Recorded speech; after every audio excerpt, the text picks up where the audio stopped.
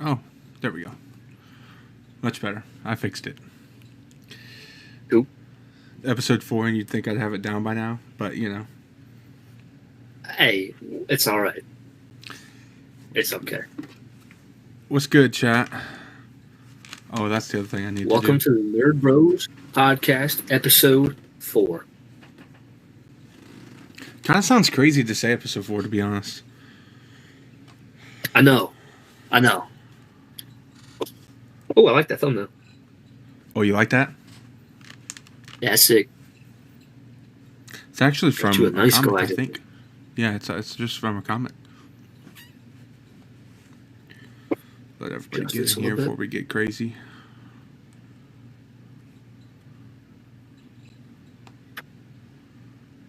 Forgot to get chat pulled I think up. the only person Do what? in the chat right now might be me.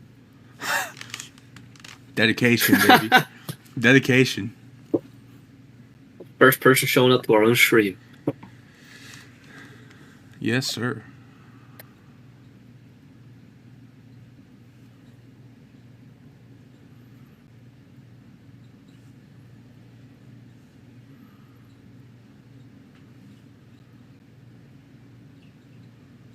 Also, for anyone who is new, if you guys missed it, the Funko Pop giveaway winners, their Funko Pops are now on the way. They got shipped today.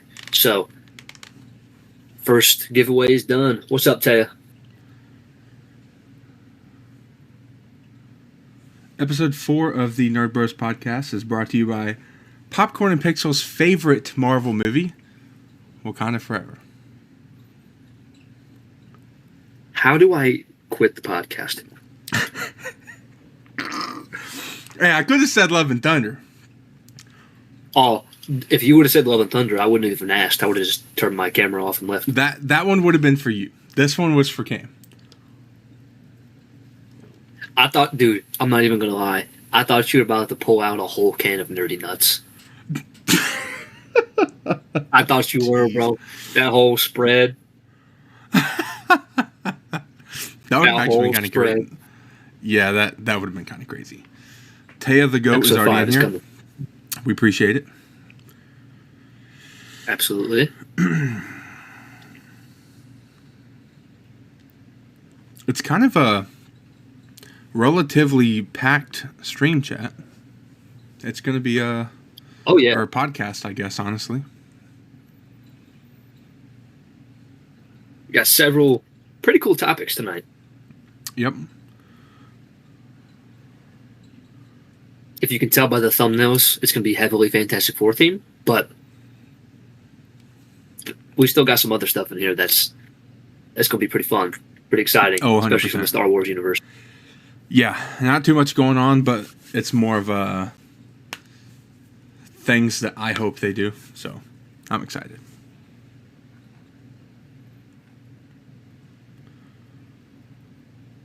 By the way, another minute, then we'll get going. My review isn't perfect, but it's I can spitball. Oh yeah, a lot of mine's off the top of the dome. Yeah.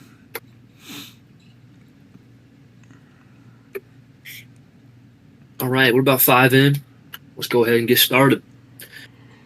Ladies and gentlemen, welcome back to the Nerds of the Multiverse. Oh, I'm so sorry. I was trying to say the news and rumors section. Welcome back to the Welcome back to the news and rumors section of the pod. Oh my gosh, I make too many videos. Mm-hmm. Anyways, news and rumors is what we're doing first, like normal.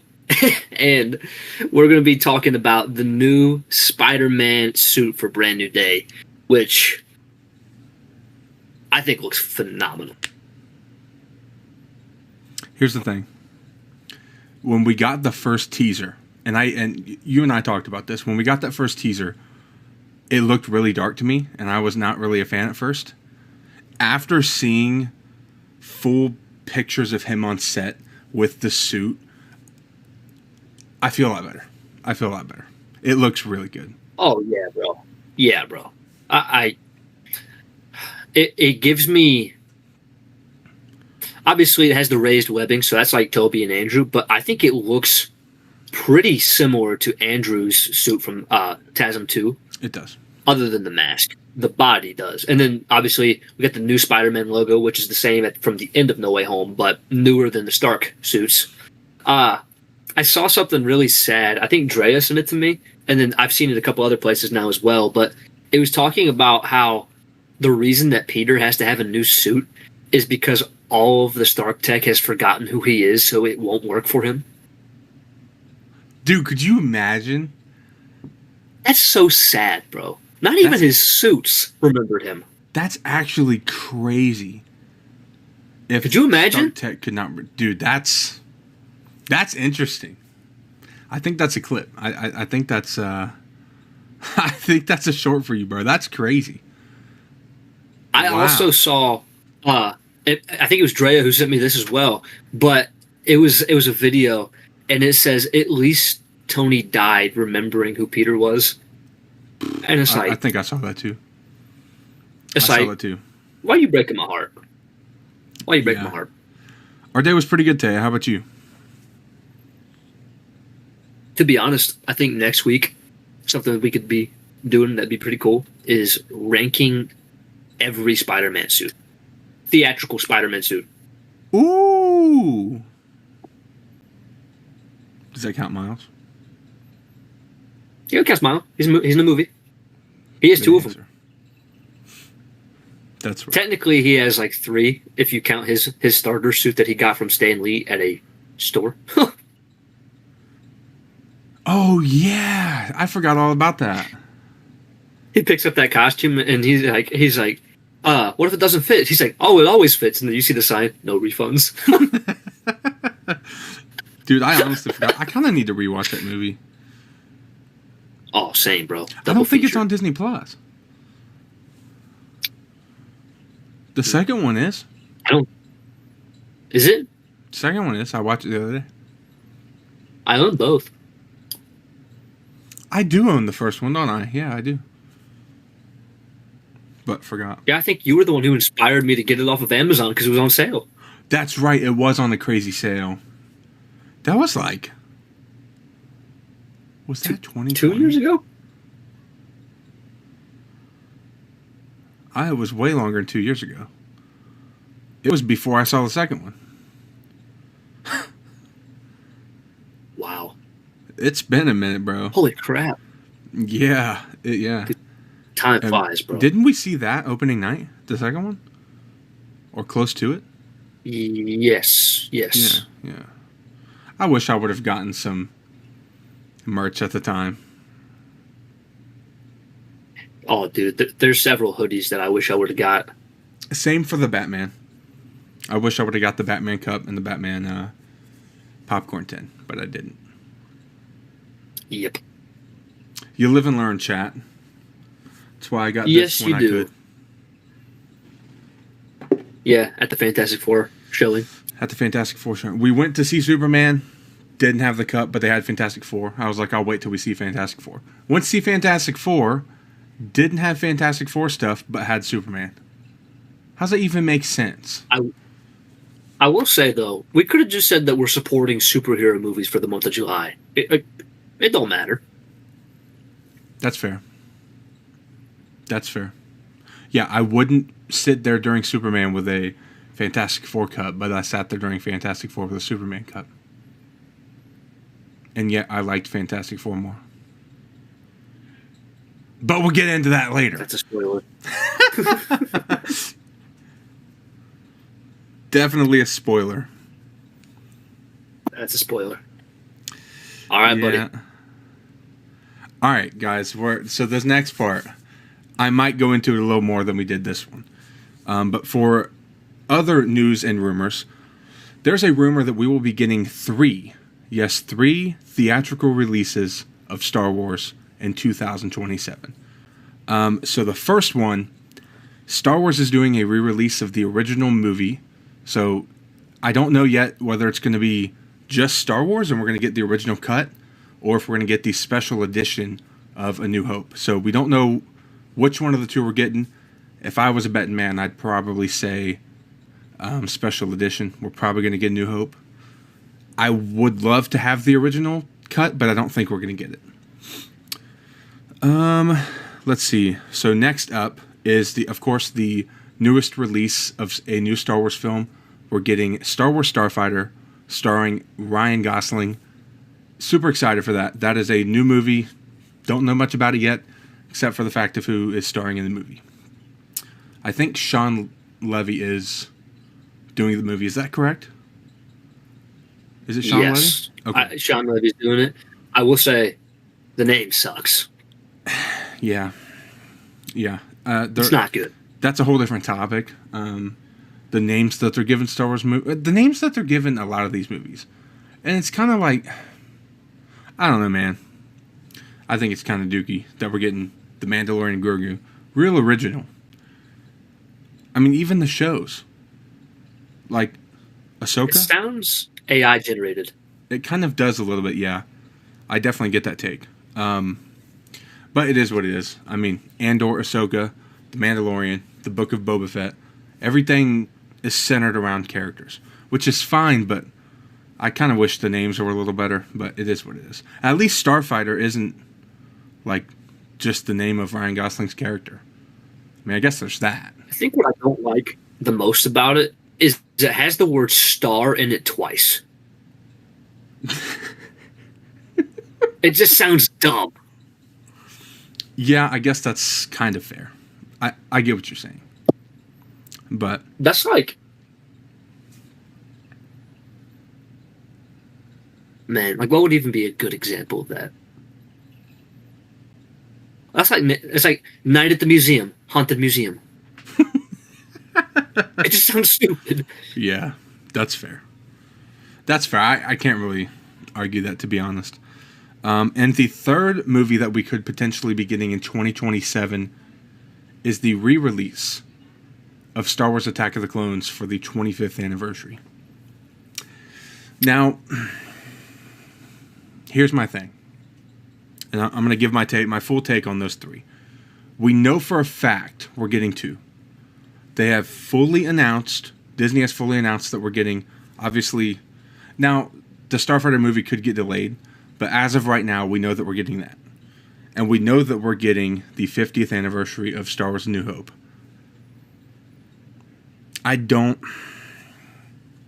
That's the best time for them to do Episode 2, but I'm not very hopeful. I'm really not. I think something that's crazy to me is like the potential of having two of their movies be re-released in the same year. It's kind of wild. Yep. The 20th would have been... When would the 20th have been? 22? For Attack of the Clones? 22. It was 2002. So, it's interesting. It's interesting. Again, I don't think they're going to do it. It kind of sucks because I know a lot of people would love to see that one. That's one of the last few that I personally haven't seen in theaters. But I think we'll get it eventually. I don't see it happening in 2027. They may push to 2032. That would be unfortunate. But another big thing we're getting... 30th. Oh, and I think that's another thing is that all of that is going to be taking place within a month or two. Because I'm pretty sure Star Wars Starfighter is supposed to be coming out around May. So we're going to get, if they do it, we're going to get that, both of the other movies, and Celebration in the span of a month. I don't think they're going to do it, man. I don't think we're going to get crazy. Attack. Yeah. I mean, I think it'd be crazy. It's too. It's almost not that there could be too much Star Wars, but I think that's too much Star Wars. If you know what I mean. Well, especially when you have a brand new movie releasing at that time. Yeah, I think people are going to pick and choose what they go to see. Instead it'll hurt the numbers. Yeah, 100%. So, that's the thing. Let the guest of honor in real quick. You have all year to release those. So it kind of just is what it is. I agree. Would you just let in the goat? Yeah, she's stubborn though. Wait, hold on. Has she been seen on YouTube yet? I don't know if she's been seen on YouTube. She may have came in for an episode. Come on. There you go. There you go. I'll close this door now. I don't want to hear in-game What's out up, there. We'll Sam? get copyrighted. You say hi? Yeah, could you imagine? They're out there having the final battle against Thanos right now. There you go, Goober. I thought she was about to peek her head out the window under the blinds. She just did the kickstand. Her Yeah. leg. Every single time she lays down. Kickstand. Yeah, I will say, really quick before we segue onto the next one. You think by 27 at Celebration, because there's no Celebration next year, do you think we could get any cool announcements? At Celebration or before Celebration? At Celebration. We'll get something At Celebration. before Celebration, yeah. I think it'd be cool if they just announced like a timeline of when the Heir to the Empire movie's coming out. Yeah. That's what I really want. Imagine getting an Heir to the Empire trailer at Celebration. That'd be sick. I think that we need the release date beforehand because if we had a tease beforehand, like several months before, and then they gave us like the first trailer, I'd be happy with it. 100. Like I hope it's not just them giving us a date because Yeah. I'll kind of be upset. That's like kind of boring, especially if you're at Star Wars Celebration and you do something so small. Agreed. What if it's So I hope it's Celebration announced 27? What if it's Celebration 27? They announced that George Lucas is buying Star Wars. I'd be so happy. So happy. Total troll. I'd flip. Total clip farm right there, chat. Total clip farm. But I'm alright with it. I'd flip. Yeah. Yeah. But I think it also kind of depends on how their projects do the next couple of years because say Ahsoka Season 2 does very well, and if they're kind of waiting to see if they're going to do a third season or not, that could also get announced at Celebration. Well, see, but here's... Okay. I don't want to get too much into what I was about to say because I'm going to be talking about it later on in the stream. But I think... I don't know that we're going to get Season 3. Really? And I have my reasons. But we'll get into that later. Okay. The final piece of news that we have for today. Not a lot. It's Slow more news. of...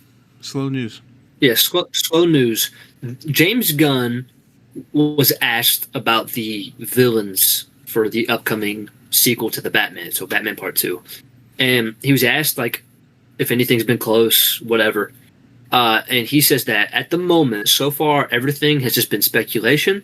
And basically, he says that there's nothing concrete for who we've guessed so far. And there's been a lot of people rumored, like the Court of Owls have been rumored. At one point, it was Mr. Freeze. It was going to be Clayface until they decided to make that a DCU project. We have Hush as a possible villain. I really don't know. But apparently, everything that we have said so... Yeah. Now, he could just be saying that because he's like, oh, I don't want people to think they're right. But, who knows? Wait, so is this... Wait, hold on. Did you say this was DCU Batman or Batman Part 2? Batman Part 2. Okay. Yeah. As far as The Brave and the Bold, I have no idea who's going to be No in that clue. film. Absolutely no clue. We don't even know who Batman is. So... No. Well, I think we do, honestly. Yeah. But... Unofficially. Yeah. But if we're... My own, like, kind of want for the Batman Part 2, with how, like, detective-y he is and how, like, corrupt Gotham is, I think if you do the Court of Owls, it'd be awesome. see, my kind of like perfect world for the Batman Part 2 is either it's a setup for the Court of Owls, who will be the big bad in the third movie, or they happen in the second movie, as well as having Hush, who a lot of people don't know who Hush is. He was like a child of Bruce Wayne, and a lot of stuff happened between them, and he basically comes back as a villain. He's trying to extort Bruce. So those two could work very well together. We have never seen Hush or the Court of Owls in live action for movies. We have seen the Court of Owls in Gotham, but as far as that goes, because I've also heard that good. It's such a cool storyline. Yeah, it is. But I think that what they're doing is they're saving the Joker for the third movie as well. So I don't really know if holding off on the Court of Owls until the third one will be good, or if you just put them in the second one. But that's kind of where I'm at. I feel like you have to do something more with the corruption of Gotham. Yeah, agreed.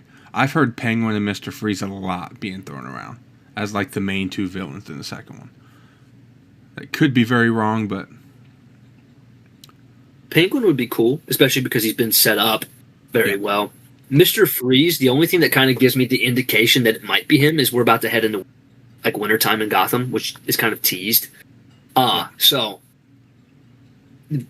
it'd be cool. And I'd like to see them I have a very good representation of Mr. Freeze. I have a question. What's up? What if they give us a phenomenal take on Mr. Freeze and like it's done well, but it's Arnold again? How would you feel? If it's done well, I'm not upset. Personally, I don't see it happening. I don't see 70-something-year-old Arnold Schwarzenegger coming to play Mr. Freeze again. No. But if it was a good representation of the character, it was less goofy, he didn't sound like the Terminator the entire time, which I think is impossible, I'd be fine. Here's my thing. Knowing that we're getting a completely separate DCU Batman, are they just going to keep recycling the same old stories? Like you get what I'm saying? What's crazy to me is there's so much story they've never done. Yeah. Especially in live action. Because they've taken aspects of some good comics. Animation's done a ton. But they've never done a lot of it in live action. And my only thing is so far, we kind of feel like we've had a recycling of villains because everybody tries to keep doing what Christopher Nolan did. And they're like, oh, grounded Batman. Now, yes, Batman works in a grounded universe very well, but you will never get his fantastical villains if it's a grounded universe. Like, you will not get some of the crazier villains. Like, I don't see like I don't even know, like a Poison Ivy or a Killer Croc or people like that coming to life in a grounded universe. True.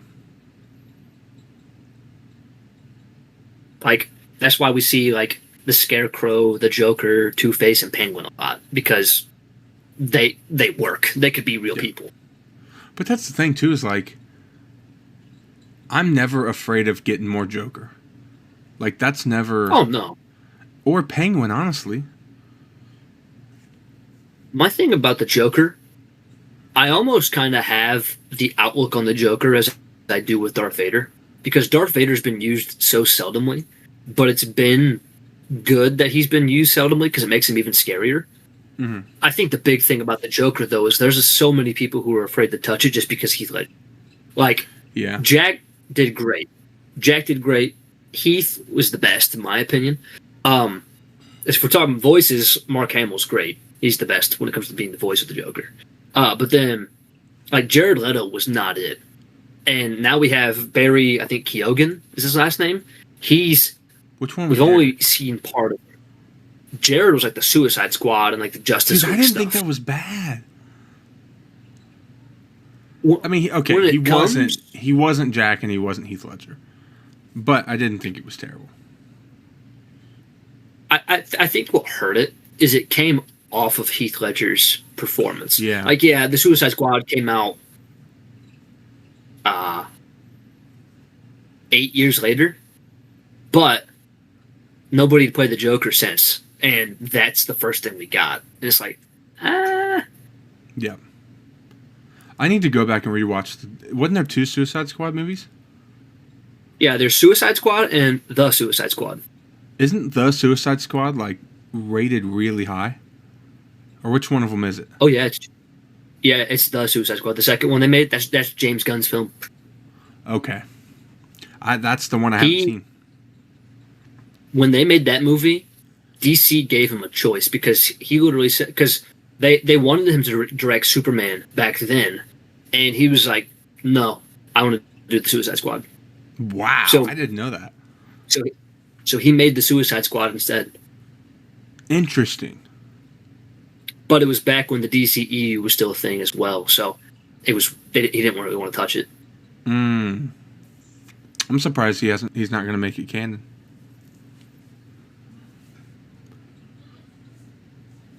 Yeah, to be honest, I don't really know exactly the whole canon like what he's going to do timeline for the DC. Because I've heard in Peacemaker, because there's going to be the multiversal stuff in Peacemaker, and I guess season 1 Peacemaker is getting offed, and then season 2 Peacemaker is the new Peacemaker of the DCU, but it's still John Cena. It's just a different version of him from a different universe. Interesting. So, I'm actually really excited for the more Batman stuff we get, the more excited I get. I mean, you know this. So. Oh, yeah, bro. Especially lately. Have you ever seen the animated series? The animated, like Batman the Animated Series? Like that one? I've seen season 1. That's a good show. It's so old-fashioned. Yeah. And it's like, but it's such a good representation of Batman. And then if you want more of a Batman who's like really good as like a person who has gadgets and stuff, there's a show called The Batman that's really good as well. Okay. I've heard you Brandon see a lot Routh more was tech. Very good, but I've never watched it. Neither have I. The thing about The Batman like show is the villains in that show, they all are like a little bit different looking and they act a little bit different, but it's a nice twist. And it's kind of just like it's a different take on Batman, but it's cool. It's cool. It's just different. If you want something like the animated series is good for like detective stuff. It's good for like just seeing him think. This show is more of the opposite. It's like, oh, we're going to see him fight. We're going to see him good with gadgets, and we're going to see some crazy villains with some really good story. What about the animated movies? Have you seen all of those? Not all of them. The only ones I tried were the I think I've seen The Killing Joke, which I actually have the comic of, and the Long Halloween, which I have the graphic novel of. That's my favorite Batman story of all time. Yeah, I definitely need to dive more into Batman lore, but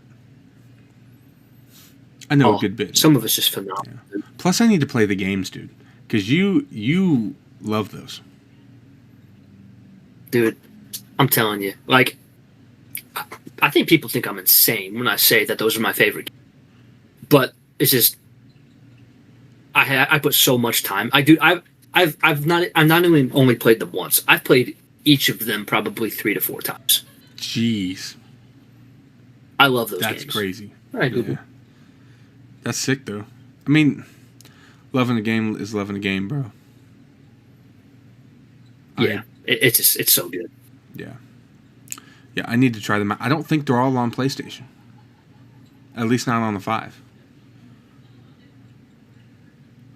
The only one that I saw that I was able to play, but I haven't played it, was the Origins. That one is free, but that's also like a PS3 game. They never remastered that for up ones. Mm-hmm. You could play that one but then also they have like a bundle of the other 3, and you could get it for like $5 normally. It's always on sale. Really? Yeah, because what's kind of crazy is Origins was made by a different company. It wasn't made by Rocksteady. So I don't know exactly if they count that in the storyline, because it is more of an origin. He's not like, it's not you see him become Batman. It's just he's newer at being Batman. There's newer villains. Like in that game, you see him interact with the Joker for the very first time. Oh. And so that game, it literally seems like more of an origin for that universe.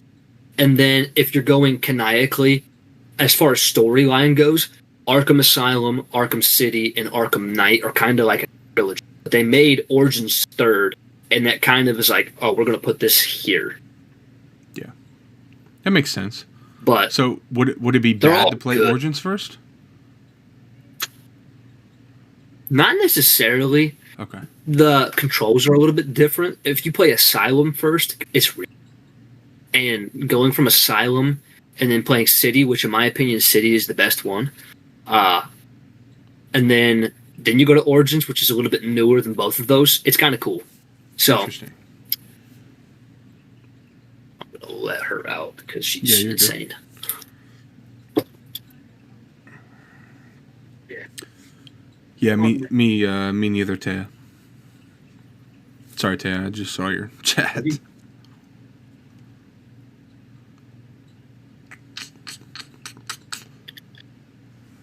All right. But yeah, we actually hit the timing of that on the nose. We kind of rambled for a little bit, but that's okay. Yeah, we actually got to talk a little bit more Batman than normal, so that was pretty cool. I enjoyed it, especially as of late. Chat, my Batman addiction right now is bad. It's bad. Okay, it's not bad, but it's not unhealthy yet. Notice how he said yet. I just want to throw that out there. I'm trying to play all the games now. I've seen most of the movies, but I'm rewatching them. Watching some of the shows. Almost done with Gotham. Yeah, chat. Evan tried to get me to buy a Batman Funko Pop the other day. That, you know. What were you about to say? Yeah. I own several graphic novels. I actually own a couple. I don't know where they're at the moment. They're in here somewhere. I own a few. I have a couple of Batman and Robins. Because you know who one of my favorite superheroes is. We still haven't gotten a couple yet. Yeah. I think that's part of the reason I'm so excited for Brave and the Bold. If they go the Robin route. They should. Yeah. My favorite Robin will always be Dick Grayson, though, who ends up being Nightwing. The first Robin, always going to be my favorite. Like, Jason Todd's cool, and the story's cool, but he's really more of the Red Hood. And then Tim Drake, he's cool. They've done some questionable things with this character. Then you have Damian, which Damian's sick. And then I forget the girl's name. I forget her name. Dagnabbit, I don't remember. Yeah, I don't remember. All right, though, ladies and gentlemen, if Evan's ready, we're going to go ahead and hop on into the next one. Pretty exciting one. We did this on, I believe, episode 1, or was it 2? 2. So we're bringing back this segment. So in episode 2, ladies and gentlemen, we did Which is Better? And again, this is all opinionated. This is all Evan's opinion. That's what it's about, because it's about, superhero films, which is his main thing. This one is all about Fantastic Four, because we recently saw it in theaters. What was it, Tuesday? Last Tuesday, yeah. Yep. Yeah. So, without further ado, ladies and gentlemen, which is better? All right, Evan. First one is a big one. Which is better? No. Fantastic Four or your favorite Marvel movie of all time, as well as Cam's Wakanda Forever? Fantastic Four First Steps is, without a doubt, better than Black Panther Wakanda Forever. Not much explanation. Nothing? What? Wakanda Forever is kind of a mess. They handled the death of Chadwick Boseman well, as far as his funeral scene. The funeral scene is probably one of the better scenes in that movie. I wasn't a fan of how they offed Angela Bassett, like the Queen. I wasn't a fan of that. I thought Namor was cool. I'm excited to see more of him. Shuri was fine. I don't like how, this is like... I don't like how they couldn't replicate an organ as far as their tech goes. Like, their tech failed. They're supposed to be the best tech in the entire world. And, it failed. Yeah, it's just... There's some stuff about that film that is just not a fan. I'm not going to lie. I think I've only ever seen it the one time that we saw it in theaters. So, actually, no. Yeah, I've only ever seen it once. So, maybe it'd be better on a rewatch. I'm not entirely sure. It might even get worse. But Fantastic Four First Steps, man. Yeah, great no film. Question. Great film, but we will get into that later. Next up, so the whole premise of this is about superhero films. I kind of moved away a little bit from Marvel and DC. So we have, which is better, Evan? Fantastic Four or The Incredibles? I'm not going to lie. I thought you were about to ask me Sky High. That's not a bad movie, though. Fantastic Four or Incredibles? That's a tough one, considering The Incredibles is based on the Fantastic Four. They had a lot of similar aspects to them as well, like the Mole Man. You have they did have similar aspects, yeah. And then the baby being like Jack and Franklin having similarities as well.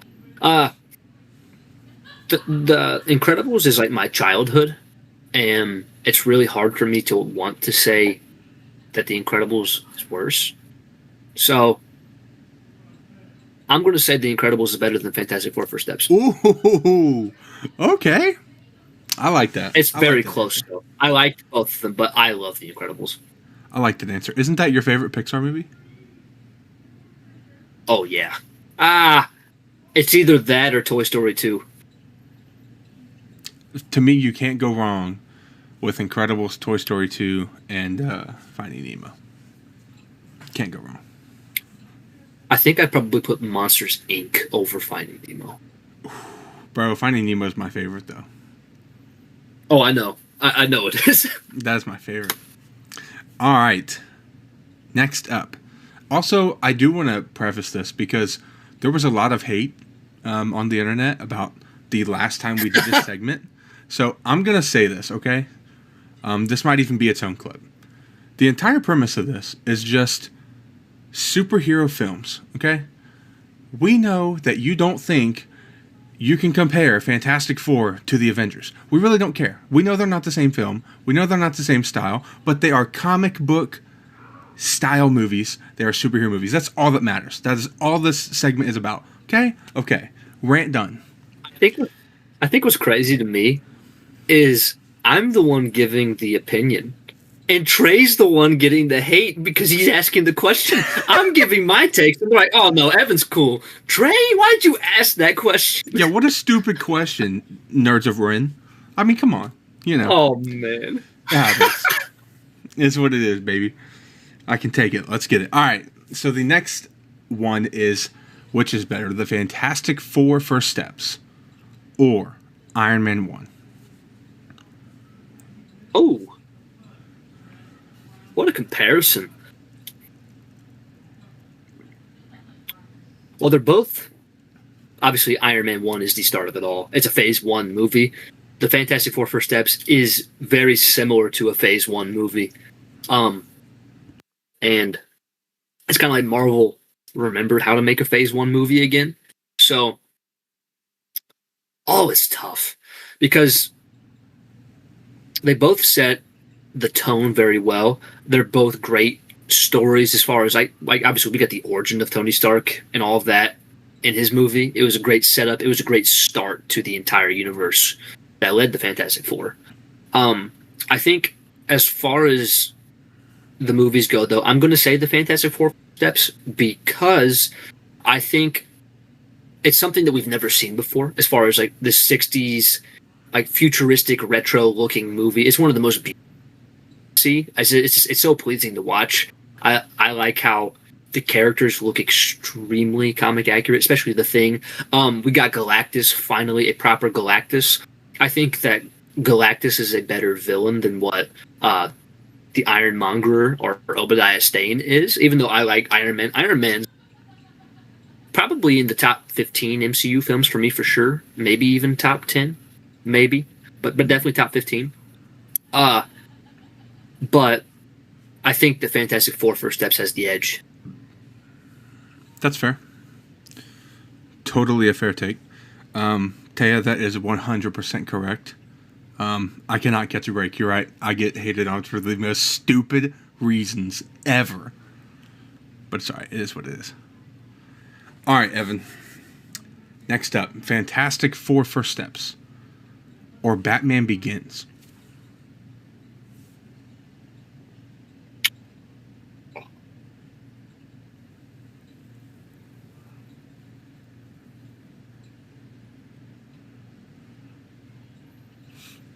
I'm not happy.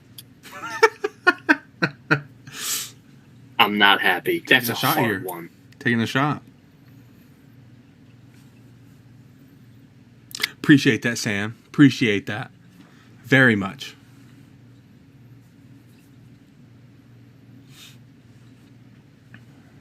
Dude, it's been a bit since I watched Batman Begins as well. I'm going to give the edge. Oh, man, dude, you're telling me to put the Fantastic Four, which was phenomenal, over the start of it all for Christian Bale. Both origins. Fantastic Four is an origin, but not an origin. I think at this point they've been the Fantastic Four for what? I don't remember if it was 2 or 4 years. I think it was 4 years. But they have the montage of everything. Batman Begins, though, has the best voice of Christian Bale's Batman's. Like, I think it got worse as the movies went on. Really? Yeah, I love the Batmobile. I love him becoming Batman. It was a great origin. That movie literally came out when I was 4.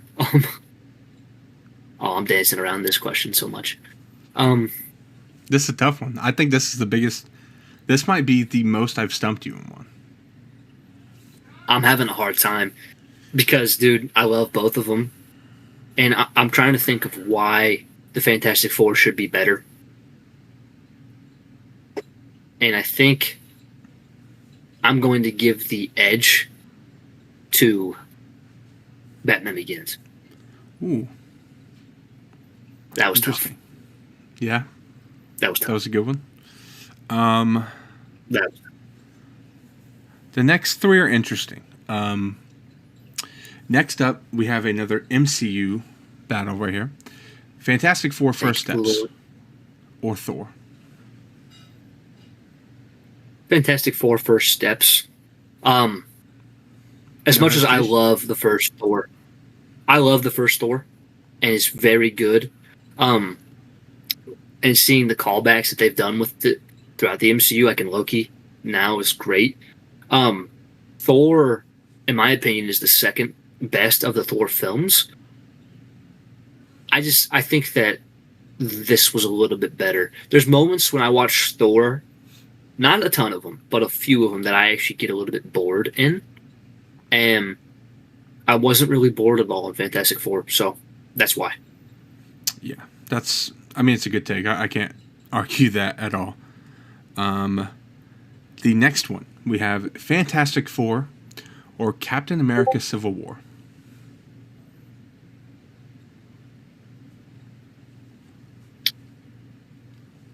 Captain America Civil War. Agreed. That I don't think that one's too hard. I think Civil War is easily a top 5 to 7, probably 5 MCU film. And Fantastic Four is good. It's just not up there for me at the moment. And you have to think Civil War is basically a smaller Avengers film. And so far, even Age of Ultron, as time's gone on, has gotten better. And it's hard to say that any Avengers film is worse than any other film in the MCU. Yep. If I'm not mistaken, Civil War was the first appearance of Spider-Man, correct? And Black Panther. Wow. Yeah. Yeah. I can't argue that take whatsoever. Am I correct on that? Yeah, because Civil War came out in 2016 and Black Panther came out in 17 or 18. I think it was 18. I think it was 18. Mm-hmm. Yeah, because Homecoming came out in 17. So yeah, Civil War is goated, dude. And Zemo was awesome in that film. You find out that the Winter Soldier got rid of Tony's parents. Like, Civil War was beautiful. Could have been his adoptive parents. Hey. Video coming soon. I'm just saying, bro. All right, so the last one was probably the most predictable one of all of them. But you know what time it is, man. Ladies and gentlemen, Evan. It's clobbering time. Fantastic Four or Superman 2025? This is a spoiler because we're giving our rankings later. Fantastic Four First Steps is better than Superman 2025. Interesting. Not by much. Yeah, agreed Not with by that. much. Agreed with that. And obviously, I am more of a Marvel fan than I am DC. I like DC a lot, and I'm very much looking forward to the future of the DCU. I just felt like there was two different angles they took with these films. Superman was great, and it's kind of like I mentioned in the last time we did, which is better. Superman was great. I think what brings it down a little bit is how much they do in that film. There's kind of a lot. This film, The Fantastic Four, is so simple. There's not like anything crazy going on. It's literally just four of them. Then you end up getting Franklin and Herbie, Galactus, and the Silver Surfer. That's pretty much it, other than Ben's side piece. So, all of which we knew in the trailers. So there was nothing really crazy, you know. It's just more of a simple film. Not that like it has to be more simple. It's just it was easier to follow because you had one path, not a bunch. So that's why. Yep. That wraps up the second time we've ever done Which is Better. That was pretty cool. Hopefully this week, hopefully this coming week I don't get crapped on Evan's page. Tipped me off too. I had some guy just crapping on everyone. So hey, I commented back one time. Have not heard a word since. So the funny thing is, well, that guy wasn't even really crapping on me. He was just crapping on all of it. Just the whole segment. He hated it. Yeah, makes no sense. Yeah. He I don't know, man. He can't take it when he gets responded to, though. I found apparently out. Not. Yeah. So appreciate that, Sam.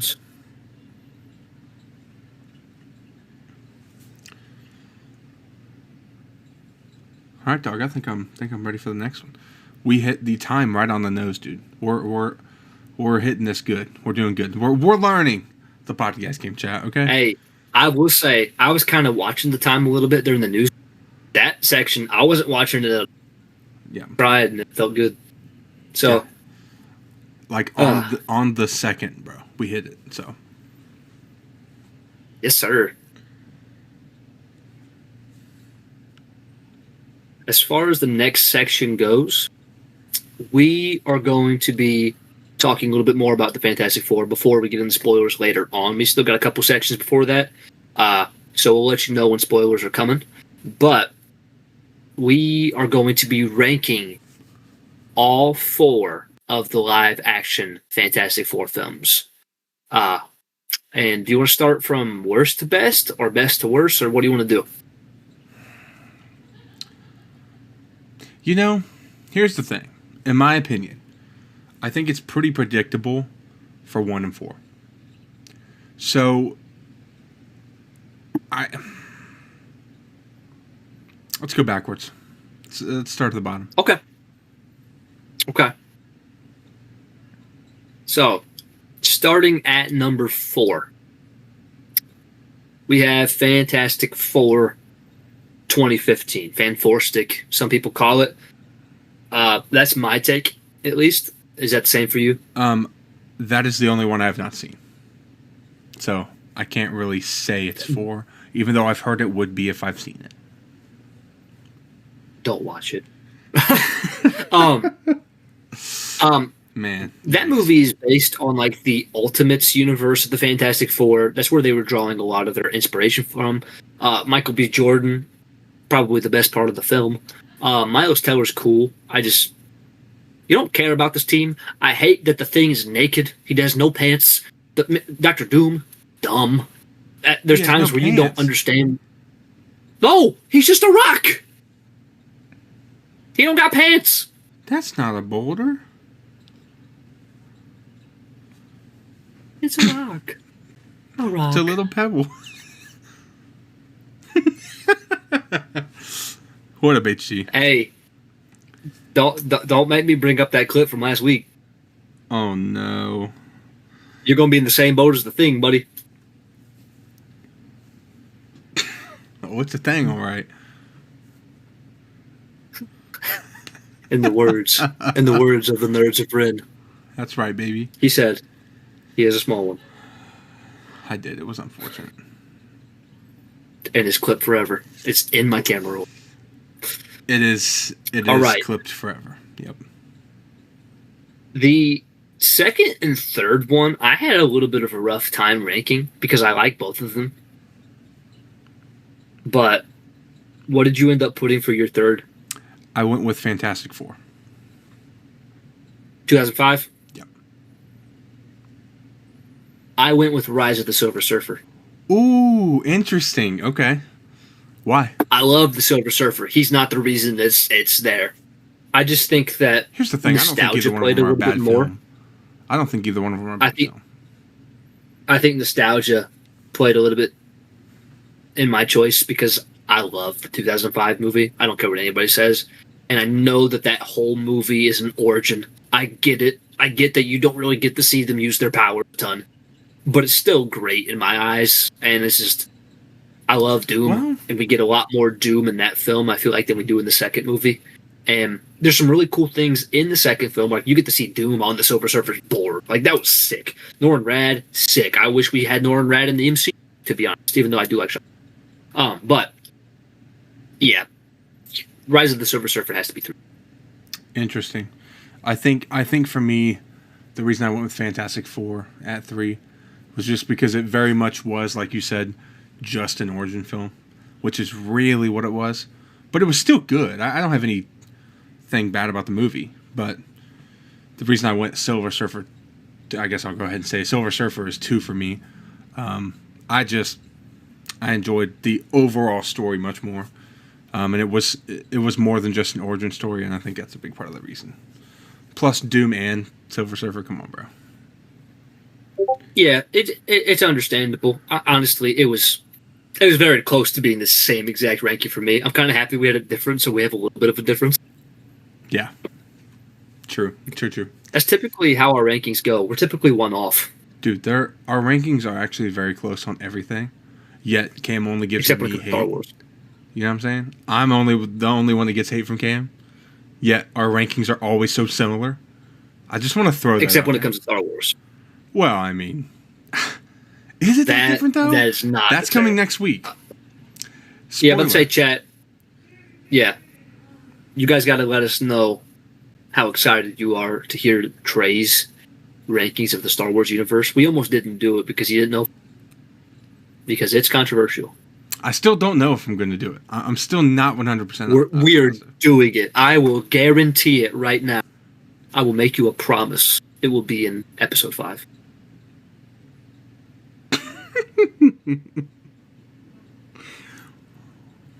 Chat, clip that one like Evan clipped me last week. Evan just looked into the camera and said, "We are doing it." I just want to throw that out there. I'm just saying, that's getting clipped. I'm I'm just saying. It wasn't going to till you said something. You sus. Oh no, I was clipping it regardless. I knew I was clipping it. Go ahead. What were you gonna say? That did not need to be on the internet. You know what though? Now that I'm thinking about it, doing the Star Wars ranking could be good because it probably is gonna put up some numbers because there's gonna be some angry people, and I'm okay with that. It'd be cool. They're gonna be really mad when they see The Last Jedi at 1. Totally kidding, chat. Totally kidding. You should do kind of like what I did with the MCU for a video, like a tier list.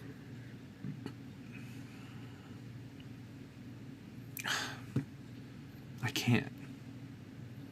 They would all be elite. Stop. You know I'm right though.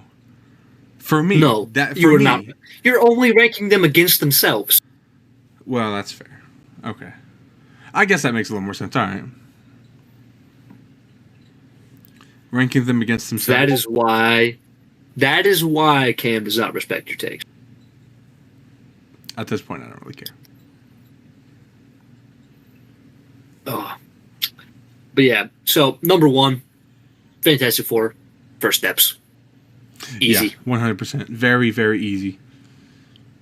I don't really want to get too much into this at the moment, just because we have a 30-minute spoiler review. Yes. But it was very good. It was very good. I think you guys will like our review. Are you going to clip our 30-minute review and like put it in a whole video? I could. I didn't do it for Superman, but I totally could. I was going to do it for Superman. I just never got around to doing it. I feel like you should almost do it for both. Just still do it. Yeah. Honestly, it's not a bad idea. One thing also about the Silver Surfer movie, I do agree with Taya's comment. I didn't like what they did with Galactus. That was another reason I kind of went with it at 3. They made him just a giant cloud. That's fair.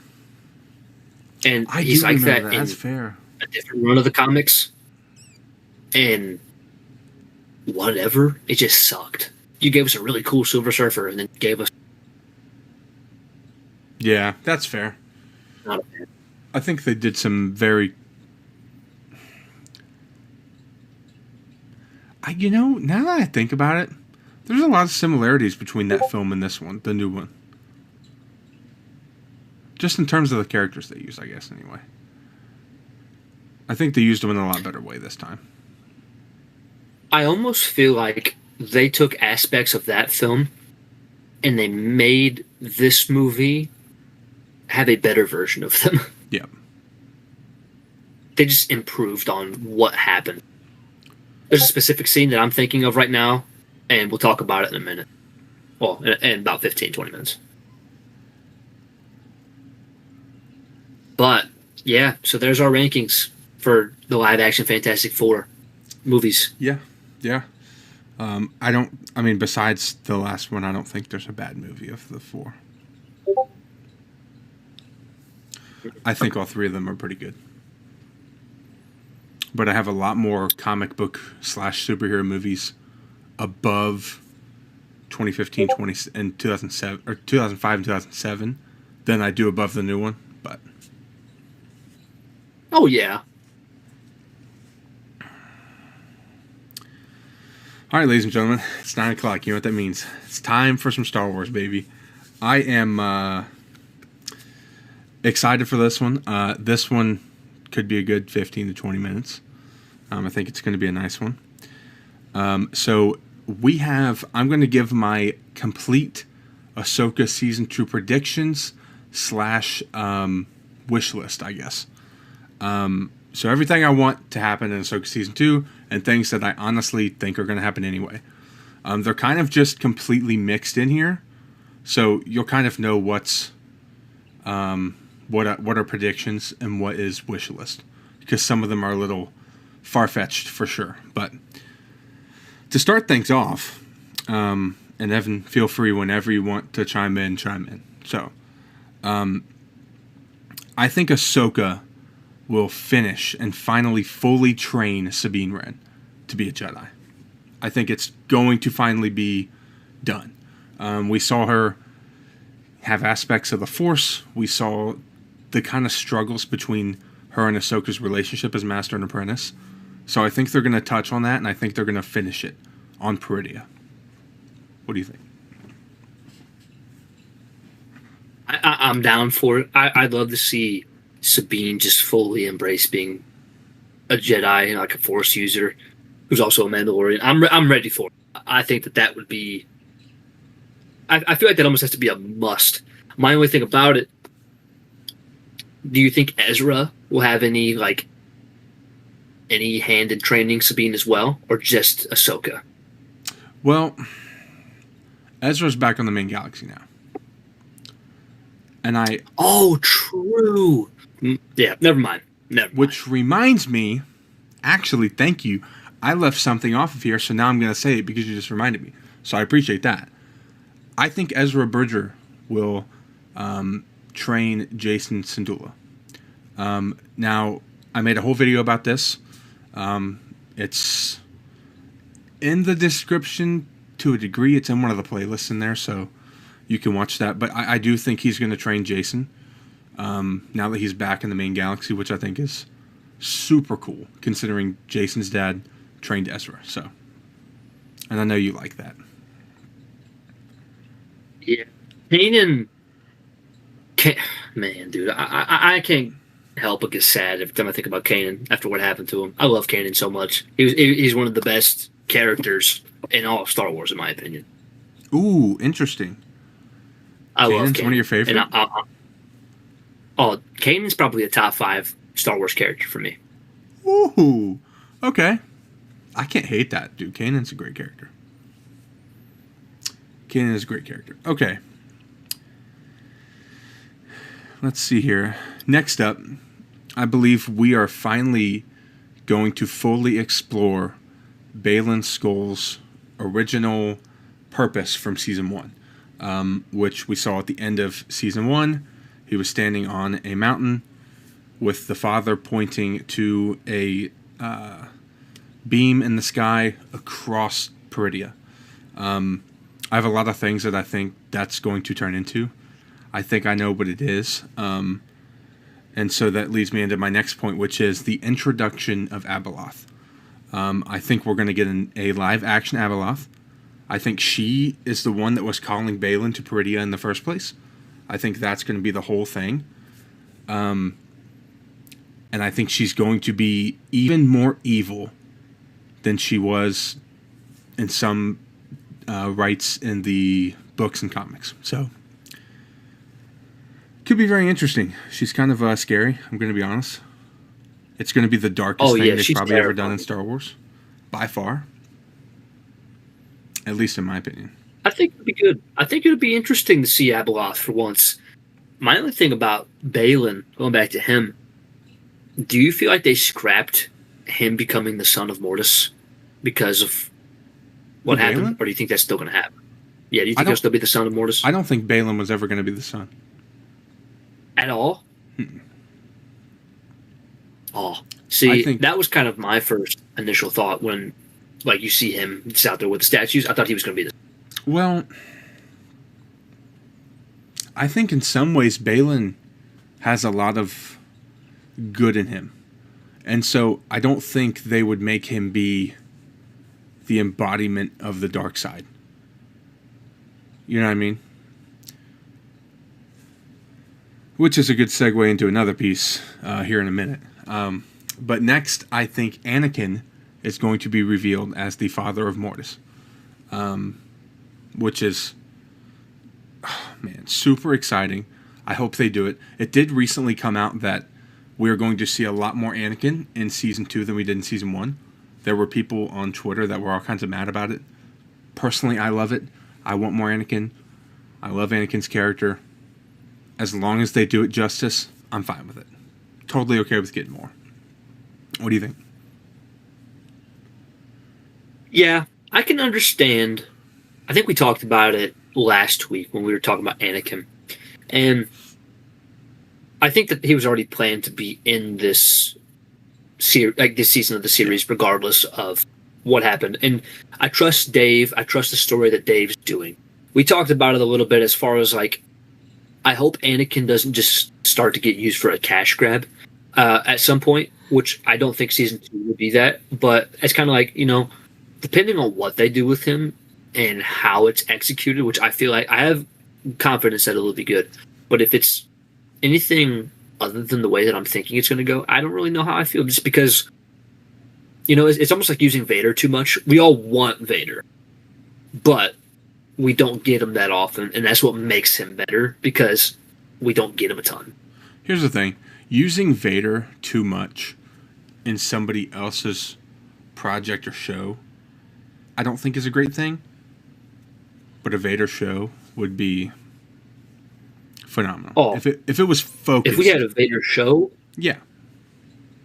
If we were to get a Vader show that's focused and fixated on Vader, I'd be fine with that. I'm putting something in my notes for next week. You keep going. Interesting. Okay.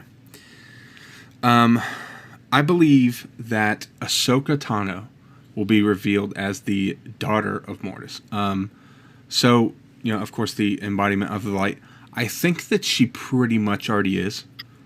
Morai has followed her since, actually, I believe, the Mortis arc in Clone Wars, if I'm correct.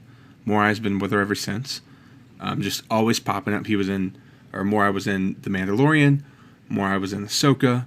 Morai was in Rebels when Ezra was in the War Between Worlds. So I think she pretty much already is. But I think they're going to finally push that in. Next, I think Starkiller is brought into canon. And I think Starkiller is the embodiment of the dark side and revealed as the new son of Mortis. So that answers your question to Baylan being the son of Mortis. I don't think it's going to be Baylan.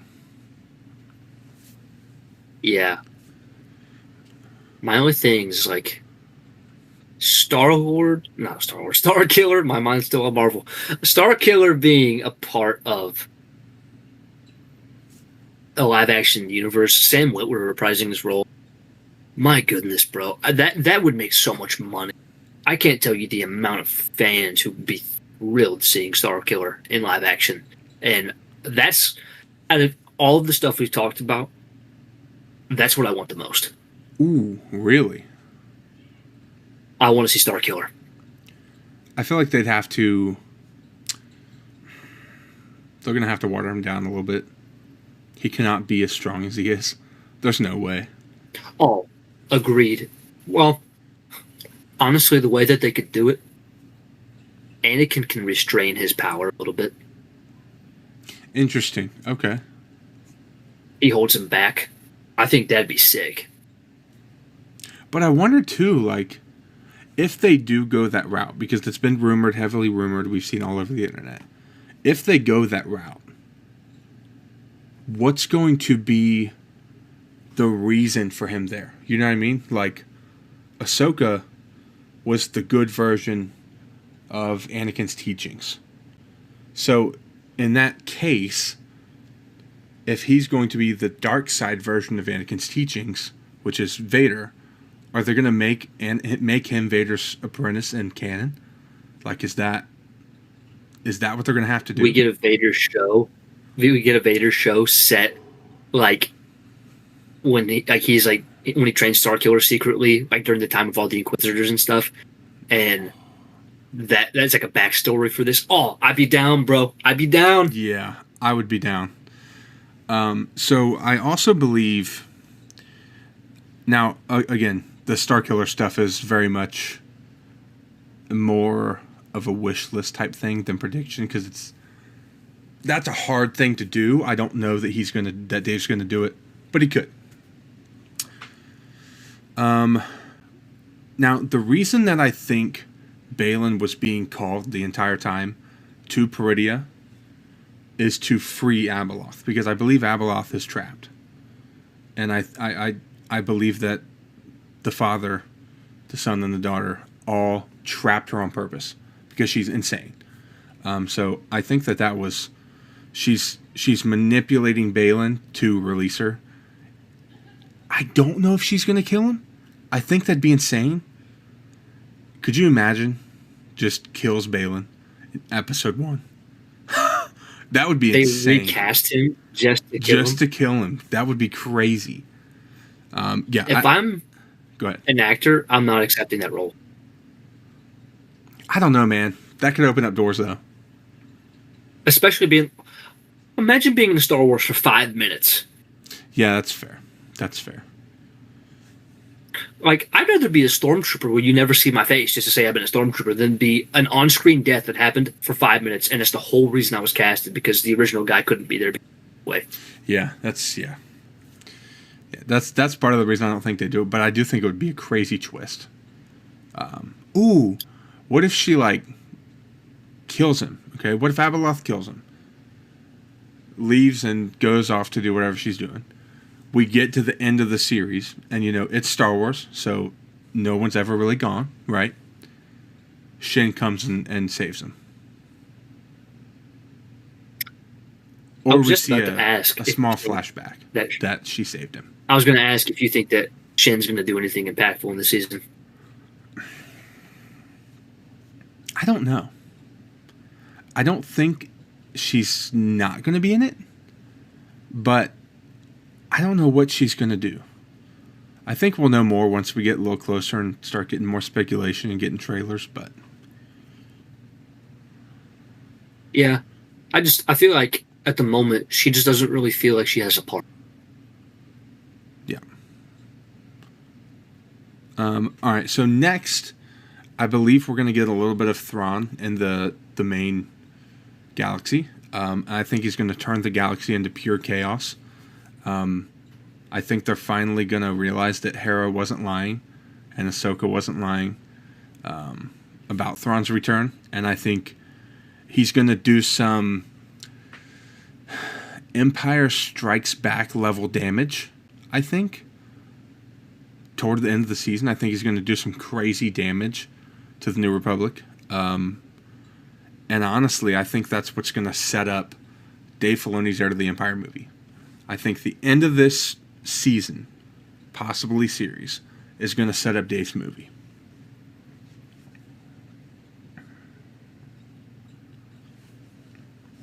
Man, you imagine they do something crazy, like they capture Zeb or something like that. Zeb. That'd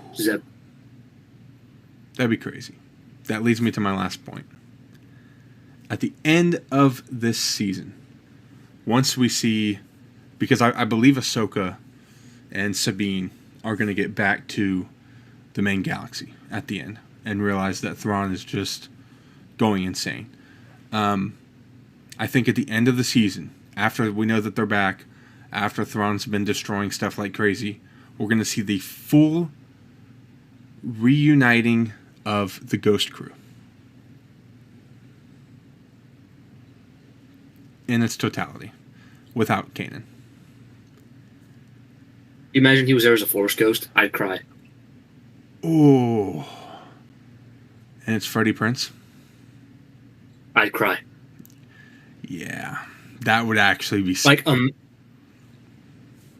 or you could do it in Heir to the Empire. Like, imagine there's a scene with Hera and him. She's talking to Jason. There's something about him.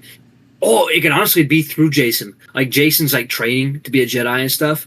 And then you have a scene with Jason and Ezra. And then all of a sudden Kanan shows up. Oh, bro. It needs to happen. I'm calling Dave. Ooh, I wonder. Do you think there's going to be...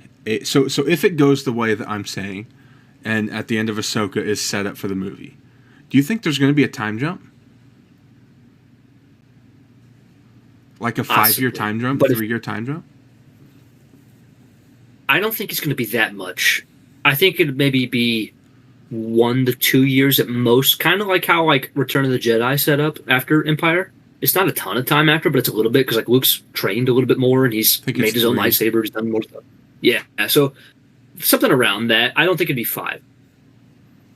That's fair. Because what would Jason be then? I don't know what he was. He's probably Wait a like second. 8, 9. How does that math even make sense?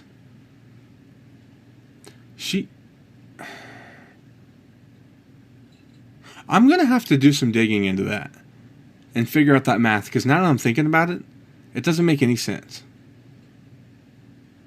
I will say, too, Freddie Prinze Jr. showing up as a Force ghost is not out of the realm of possibility since his voice is so not. True. Also, not to mention, I don't know if you knew this, there's a Easter egg in Ahsoka Season 1, and on the ghost, there's a picture of Kanan, and it was Freddie Prinze. Yeah. I don't know if you ever caught that, but yeah, that's there. So he's need to bring my boy done Fred. it. Yeah. Dude, that would be insane. That would be insane. I'll cry. I will legit cry. Yeah, that would be pretty cool, bro. So yeah, ladies and gentlemen, that is my full predictions and wish list for Ahsoka Season 2. There's so much other stuff. So down in the description, I'm going to put some links to some other videos that I've already made on the channel about Ahsoka Season 2, including Darth Maul stuff, theories, and of course Thrawn. So check those out. Do you think we're getting Agent Callus? Here's the thing. It's clobber time. So here's the thing. I can go grab him. I think it would be great, and I think they would do it fine. But I almost feel like there's way too much. If everything that we have thought about happens, there's too much going on. In a way. Do you think he could show up in Heir to the Empire? Oh, yeah. 100%. I'll take that. Well, see, because that's the thing. It's like, we have to know why he's separated from Zeb. Because they ended Rebels with them together. So, I want to know why they're... No, because he went with Zeb back to his... what was that planet called? It's going to drive me bonkers. I can't remember. But they ended it where they were there. So... Could you imagine he died? I don't know how I'd feel about that. Nah, we need to see him again. Yeah. Played by Wyatt Russell. Remember my double spy theory. That would be insane. It would be sick. It'd be sick. Yeah. I'm about to have to make a full video on that because that'd be cool.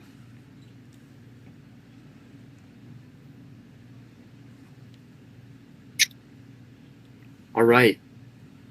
It's time. It's clobbering time.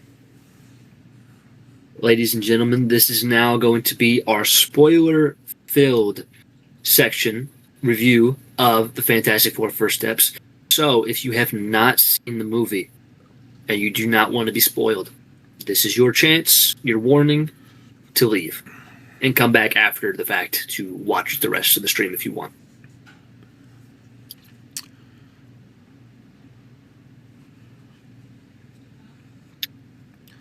Me go first on my rating? Sure. Ladies and gentlemen, so we did last week, we did predictions, okay? And my prediction for my rating was a 9.1 out of 10. And the reason that I said that was because I thought I was going to like this film a hair more than I like Superman. Superman, I gave a 9.0. This film, I did officially end up sticking with that score and gave it a 9.1. I thought it was a phenomenal film. Loved it. There's obviously room to improve. And there's a couple of things that I have problems with it, but we'll get into that here in a minute. As far as my rating prediction went, I believe that I said that I thought this movie could have 4.95. And my Superman rating was a 9.2. I did think that this movie would be better than Superman, and it was for me. So I think 9.4 is where I'd put this movie. Ooh, 9.4. That's a hefty movie, 9.4. bro. That's hefty for I liked it a lot. Yeah. It was very good. It was very, very good. Again, I don't have much written down after that, so I'm just gonna have to spitball. But let's go in, and before we kind of go into big spoilers and stuff, what are some things you liked about this film? Every single character portrayal, every single actor, I thought played it phenomenally, and in my personal opinion, the best that we've gotten in live action form from every single character. Not one of them, in my opinion, was worse than anybody else that's played them. Not one. Even Silver Surfer? Okay, I was kind of talking about the main four. To be honest. Silver Surfer, man, Norrin Radd's great, but dude, Shia LaBeouf was kind of sick. I just wish we got a little more. I wanted a little more before the redemption arc.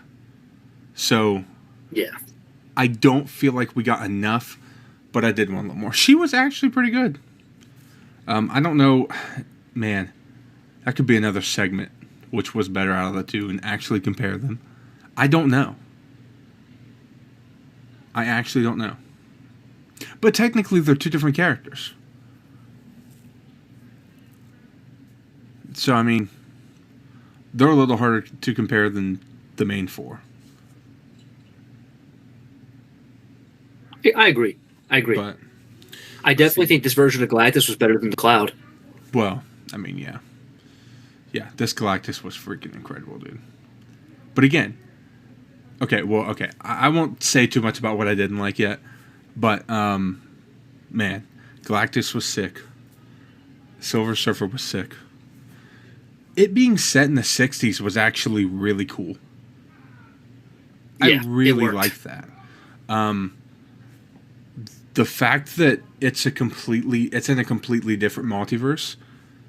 And I don't know if you knew this, but it's kind of a small Easter egg.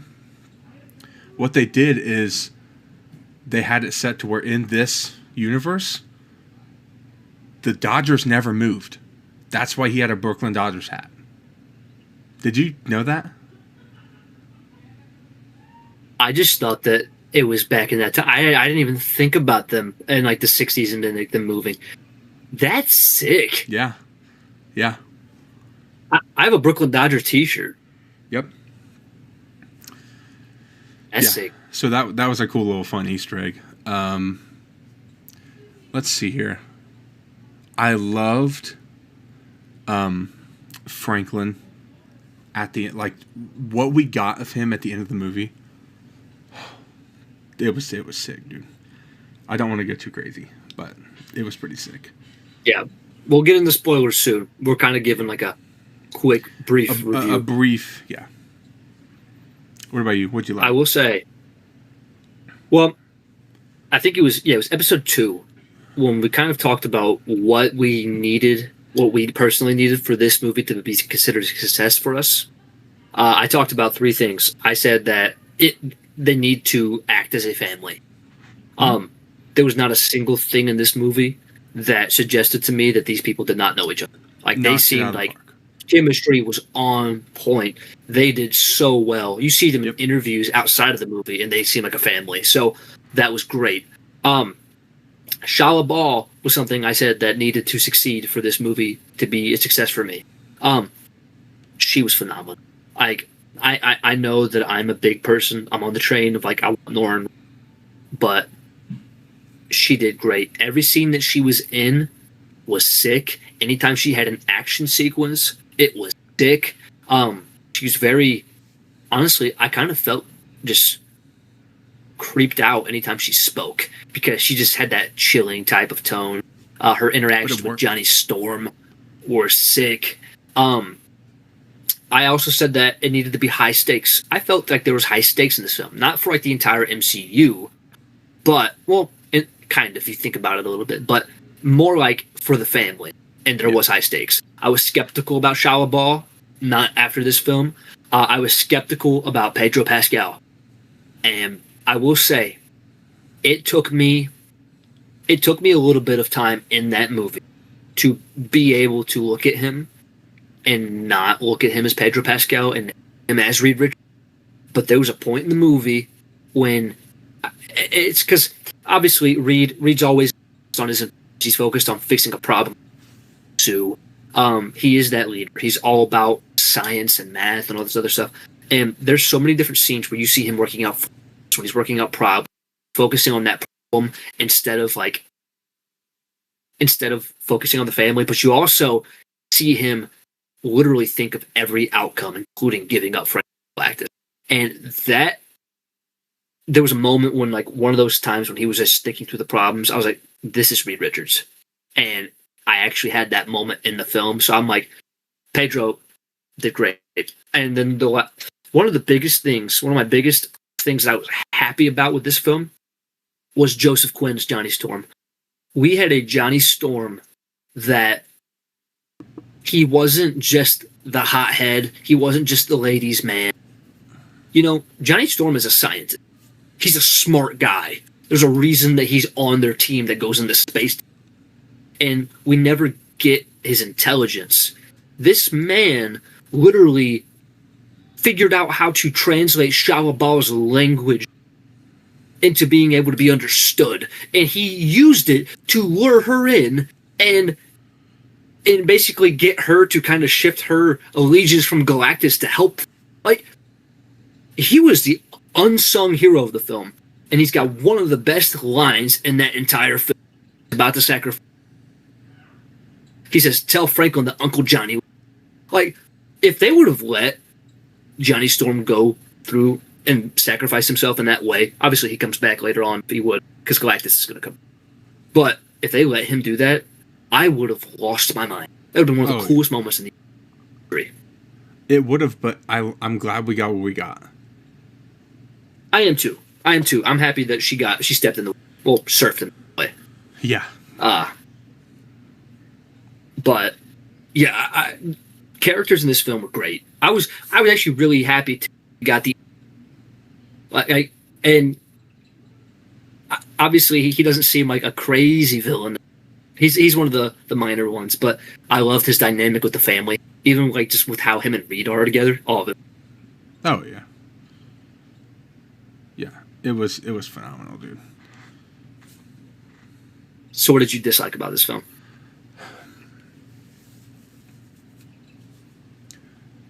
Not as much of their powers as I wanted. The Thing kind of took a backseat. Yeah. In a way. I wanted more Silver Surfer. I wanted more Galactus. And I wanted a better setup for Doomsday. I'm not mad at it at all. But I wanted a little more for Doomsday that I don't think we got. I agree with all of those takes. I think the only one I might give a little bit of push on is I almost feel like we got the right amount of Galactus. Yeah. With it only being an hour and 55 minutes, including credits, we needed to really focus on the family, and we did while having... I feel like Galactus being in it the amount that he was just right for me. I feel like if you had him too much in the film, I don't know. I think it would have kind of like taken away some of his impact. It's almost like Vader. Like, Vader's in it just enough, but it makes you want more. It's one of those things where, like, I wish we would have gotten more, but saying that, I understand that every scene he was in was also incredible. I don't have anything bad to say about the stuff that he was in. Bro, that scene where he, you know, when they first went to him and he said that you have what you need to save your planet. And when Shalabal was chasing them down and she reached through and was trying to grab him literally out of Sue, that was the most insane thing. I was not expecting that in the slightest.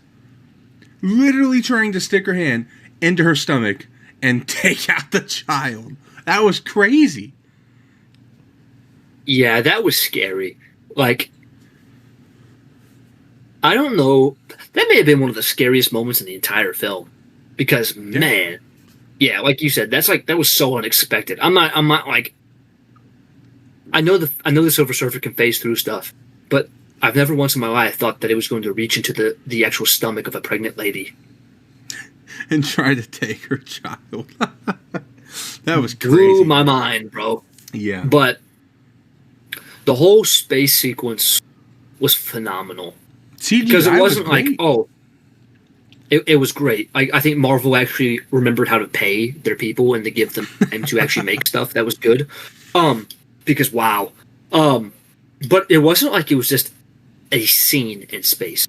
That was like a big chunk. Like a sequence, like bro. they spent like 10, 15 minutes up in space in that film? That was good, bro. Every part of that whole thing was great. Like, and getting to see Galactus in his own ship. Oh, dude. Yeah. Galactus. They made the right choice holding off for his voice. Oh, out of trailers? Yeah. Yes, that was the right move. I also feel like they did a phenomenal job at his design. He looked great, and I'm happy we finally got a proper version of him.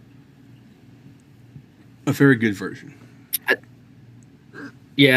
I think as far as the setup for Doomsday, though, I have a hard time with it because biggest reason being we only have Spider-Man Brand New Day now before Doomsday, and there's not going to be any setup from that film unless it's a post-credit scene, probably. So we literally don't have any setup other than the Thunderbolts. Yep. And it's like, and the post-credit scene of this film. But it's like, that's it. And we don't have anything else. And we've talked about it. We kind of talked about it on one of the last streams. Backstory of Doom and the beginning of the film, like narrated by the Watcher, or maybe something along those lines. And if they do that, it'll be a little bit better. But yeah, you don't feel the Thanos level threat so far, and I do agree with that. I'm happy for the Fantastic Four as a team and as like just a solo film, not having a setup like that. But I'm upset as far as like, yeah, I understand where you and Cam. There's an Avengers movie coming out next year, and we have no idea how we're going to get to it. Makes no sense why it's happening. We don't even know who the Avengers are, bro. No, we know the new Avengers. We know the Avengers with the Z. But that's the thing, like, is the first half of this movie going to be setting up who the Avengers are? Because that just, I don't like that. No. And a big reason being, they've already set up their team, but they did it off. See, that's just, I'm not a fan of that. As far as I'm aware of, unless they've rewritten it and they've changed, I could kind of see it happening, like, maybe it's going to be more of like a Age of Ultron style, how like, you in the beginning of Age of Ultron, you see all of them collectively together as a team, and like the first scene of the film, obviously we know that they got established the film before, but maybe it'll be like that. Like we will have like a fight sequence in the beginning of the film, and it is the Avengers, but we get to see each member do something, and then they kind of are formed, but we get to see them one at a time. Like, oh, Shang-Chi's part of the Avengers. Oh, obviously we got Cap, we got the new Falcon, we got whoever, Shuri. Yeah. So wait, correct me if I'm wrong. We'll see. The Sentry is part of the new Avengers, right? Yes. Nice. Yeah. Now, I do think that I've heard that members of the new Avengers will be joining members of the Avengers as well as the Fantastic Four and X-Men. Kind of like, I don't know how all of them are going to be on one team. I think it's going to be like more like some of them are going to mix who's on whose team. Peace to you. See you there. Yeah, that's fair. But I think another thing, oh man, I lost my train of thought. Anyway, but yeah, I think Doomsday. I'm confident in the Russo brothers, but we're going to have a need for a lot of explanation. Yep. Very much. Did we want? We kind of jumped off there for a second. Did we want to talk about some scenes we liked? Oh, hands down. Yeah, hands down. That final fight sequence. I think I wanted more, but it was still cool. You get what I mean? Like, I know exactly seeing him go through the city, bro. That was crazy, dude. Super cool, but again, I still wanted a little more.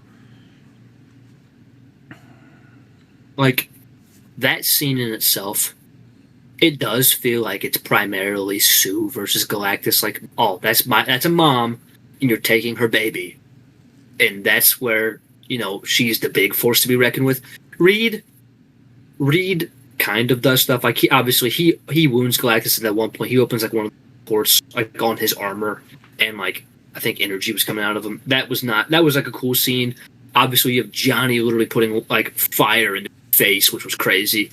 The Thing kind of got it handed to him. Like he knocked down a bit, helped and assisted her pushing Galactus, which it was cool seeing them work together as a family. But the Thing got, he's not going to do much against Galactus anyway. I honestly feel like he should have been more in the Fantastic Car, doing something up there, flying in the air, doing something. Because, yeah, he can punch Galactus, but we saw what happened. He would have got thrown into space.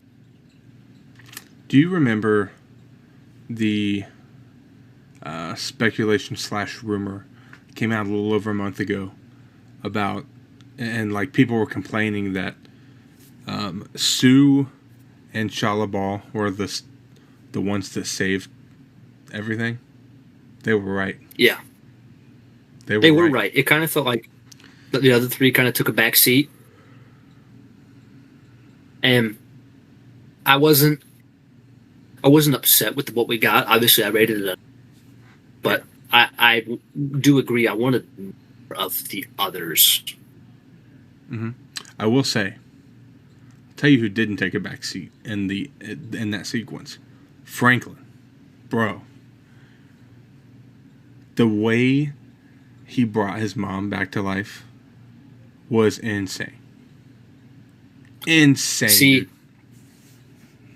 that reminds me of what I was going to say earlier, because the Rise of the Silver Surfer, they basically recreated that scene in this movie, because Sue also dies going against Galactus in that movie as well, and the Silver Surfer brings her back. But this movie, they do the exact same thing in Franklin. So, it's a little bit different. They did it better in this movie. Franklin's going to be awesome. Ladies and gentlemen, the newest and most powerful version of any character in the MCU is now, and there's the time jump at the end. I think he's now 5. He's a 5-year-old boy, and he's more powerful. Yeah. It's insane. Insane. I did like how the trailers didn't show a ton of Franklin. Yeah. Not much at all, really. I think it's kind of cool that Franklin was like almost hiding his power inside of Sue as well. Yeah. Like, I didn't catch that. That was sick. I did not catch that. Because like they did every test. They're like, oh, he's not going to have power. He's going to be normal. He's going to be fine. And then all of a sudden he shows up and he can resurrect people. Although I find it crazy that none of any of, as smart as Reed Richards is, none of his tests found anything, but Galactus, like that, dude, instantly knew. He could sense that type of power inside of him, which, it makes sense why Galactus wanted him too, though, because like Franklin was going to take his place, and Galactus just wants to stop being hungry all the time. And Galactus, yes, he's a villain, but he's not insane. There's reasons behind why he does what he does, and his motive for him made sense. That's true, Ken. I'm going to say this. I'm going to say this too. Uh, I think that its clobbering time scene let me down. It let me down, and the big I'm happy we got it. And I get he doesn't say that often. He did thump him, though. Yeah. Yeah. What he did was great, but the actual delivery of that line, like, in the trailer, when he's, like, about... Because you see when he's about to, like, do this and brace himself like this, it looks like he's about to let out, like, a... No. We got... It's clobbering time! Yeah. Like... That's a clip. I get that. Anyway, but... It's just... He seemed like a giddy schoolboy. And then he does wreck Galactus with that hit. It does something. It's just... I was sitting there in my seats, kind of like... Really? Yeah. While you were wearing a shirt with the thing that said it's clobbering time. You were upset. Yeah. I was not happy. Not happy. Like... I did think it was sick, though, Johnny going up to space to save him. That was cool. Yeah. It was sick, dude. Johnny was pretty cool in the movie, dude. Again, I still feel like out of those main four, those are my favorite 4 people to play them. Or portrayals of the character, if you will. I definitely think out of the 4, Johnny was my favorite. Ooh. Yeah. I don't know why I said ooh like that. Yeah. He made such a huge impact, and I just loved how they did a really good version of him. Joseph Quinn, phenomenal. I was very impressed. And I thought Vanessa Kirby was great. She definitely feels like Sue. The Thing, like, Eben Moss-Bachrach did great as the Thing. I do agree that, maybe we sit from him, as people have talked about. And then I didn't like Pedro, like I said. Pedro, it took me a little bit to believe that Reed Richards, it got there. So, yeah, I agree. But Johnny Storm, in my opinion, was the MVP. From the beginning, I really wasn't thinking too much about it being Pedro. Like, I actually just enjoyed it from the beginning. I think he sounded great. I think his scenes were great. I think he literally portrayed the genius of Reed Richards well. I do think something that probably hurt my experience with it a little bit. I watched too many interviews of all of them outside of the movie, so I saw a lot of Pedro Pascal leading up to this film. You were getting, and I'm just like, yeah, I was, and then I watched it, and I liked him in the film. I'm looking forward to seeing more of him. It's just, yeah, I need to not do that next time because he's one of those people right now that's very popular, and it's like. He's everywhere, and I don't want to see him all the time. I want to be kind of everywhere. Yeah, I want to be not in the know. You think it's bad right now, bro? He's in an Avengers film and a Star Wars film next year. Right now is not even going to hold a candle. Next year's going to be way worse. Yeah. Tom Holland's in a lot next year. He is. Do you want to read that? From Cam? Cam says, my only thing was they should have went with the 60s mid-Atlantic accents rather than Reed's voice just being Pedro Pascal without any attempt on a New York accent or something. I agree. That's a great take. I don't understand why they would have a dialect coach on set who teaches them how to speak like that, and then Marvel's like, okay, you sound cool, but we want you to sound like Pedro. And it's just like, what was the point of going through all of that? Like, it didn't have to be a heavy accent, but just something. I completely agree. Like, literally, there was a couple scenes in that film, and I'm not even kidding. It felt like I was watching The Mandalorian because I heard it. I'm like, that's literally Din Djarin. Like, yeah. So I agree, Cam. I completely agree. Like, the Thing's voice really wasn't all there for me. No. And I think that also contributed to... It's just, so far, because I thought Michael Chiklis in 2005 and 2007, I liked his voice when he played Ben Grimm. I thought it was great. Now, Galactus and Silver Surfer, their voices were incredible. I had no gripes about Phenomenal. This. Yeah. Yeah, I agree, Cam. The Thing was the Yep. only one who needed that Brooklyn accent desperately. Like, they didn't have his accent. They make him take the back seat a little bit. Well, not even a little bit. He took the back seat. He lifted the car. He talked to a girl, and he got some cookies. And he was pretty much the protective uncle. I did like their aspect too of like them being uncles. Like I found a lot of enjoyment at the seat scene when they were trying to put Franklin into the Fantastic Car. I thought that was cool. Yeah. Yeah. Completely agree. And then, but yeah, the '60s feel was great. I will say too, if you want to talk about that post-credit scene That's or the mid-credit scene, dude, I'm thrilled that they actually had something of Doom. Because if we didn't have anything at all, and I mean we basically got next to nothing, but if we didn't have anything, it would have been really bad. But Yeah. I do think that's the exact reason why Dr. Doom won't have a disfigured face, though, because Franklin just healed him. Oh, is that what you think? Franklin touched his face in the movie, like he's touching him, and he doesn't have his mask on. I think Franklin saw his face, and he literally touched his face, and he healed him. Like it healed all of his wounds. And he's going to have a. That is is true. That is true, Cam. Showing Latveria was a place. Wasn't. I agree. I liked that they had that when they were like when Sue was at the UN and they're showing. That was sick. Yeah. Now I saw really quick. I saw the director was talking about one of the few Easter eggs he put in there. I didn't catch it.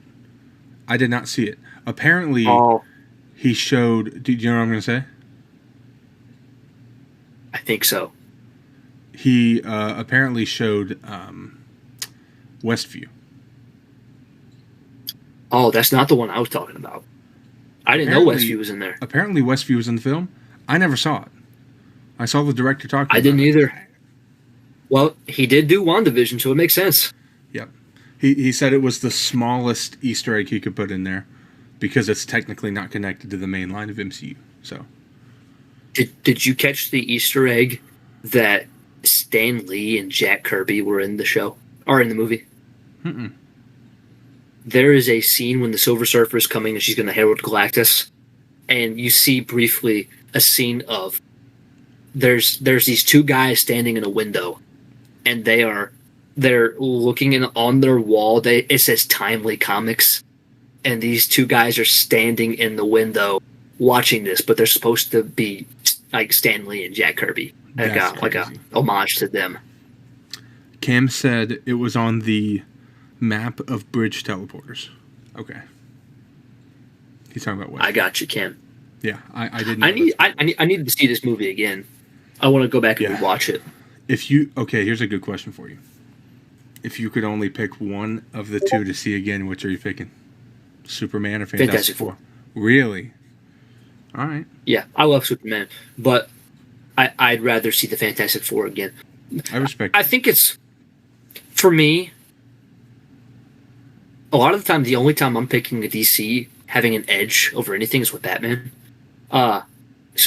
And like Marvel's where I thrive, and I would pick to see that again just because I'm more interested in knowing the connectedness of that universe, and I think that I will be more like that with the DCU over time because it's brand new. It's just right now we only have one film to go off of, so I'm like, I'll have the right now MCU. Yeah, one film and a show pretty much is what we got for DC. Yeah. I didn't watch Creature Commandos. That's something that never got on. I haven't got in yet. Nope. I think for the most part, and then, I've said my piece. I do think as well, though, one more thing about that Doom scene. A lot of people are talking about how they feel like that's going to be kind of like an opening. They think that we're going to see like a fight between the Invisible Woman and Doctor Doom. Ooh. And then he's going to take Franklin. So it's going to be like, ooh. That's Like, they interesting think we're if going they to do pick that. right up where it left off. That's true, Ken. Do you want to mention that? Box office for Fantastic Four is around the same as Thunderbolts and Brave New World, seemingly in a Marvel 50. Yeah, I agree. And the numbers don't lie. I think a lot of people are having a hard time trusting Marvel, especially after all of the years of just that they gave us. But I wish people would get back out there. It's improving. This has been a very good year for Marvel. Other than I didn't watch Ironheart, I'm not playing, and I don't really care. But other than that, everything else that I've watched this year has been phenomenal. Like Cat 4. The three of us know why that we have an issue with that film and why it's not as good as it could have been. But there's a good movie. Thunderbolts, loved. Daredevil Born Again, yeah. Don't need to talk about it. Fantastic Four, I loved. So I hope that fans get back out there and they start enjoying. I think Spider-Man's going to really bring, because it's Spider-Man. That's what he does. And I hope that seeing that movie next year is going to kind of revitalize the fandom. Agreed. And I hope it does more than I think it will, too. Because I've... A lot of people for the last couple of years have been saying that comic book movies are dying. I hope it's not the case, man. I agree. I don't think that they will fully ever die, just because James Gunn he seems to be doing it right. So even if Marvel ends up dying until they do that soft reboot after Secret Wars, DC is going to be on it. DC is going to take over. I agree. Do you know that right now, because Superman is projected to, it's almost a given. It's projected to beat out each Marvel movie that came out this year in the box office. So it is the first time that a DC movie has beat out a Marvel movie since The Dark Knight.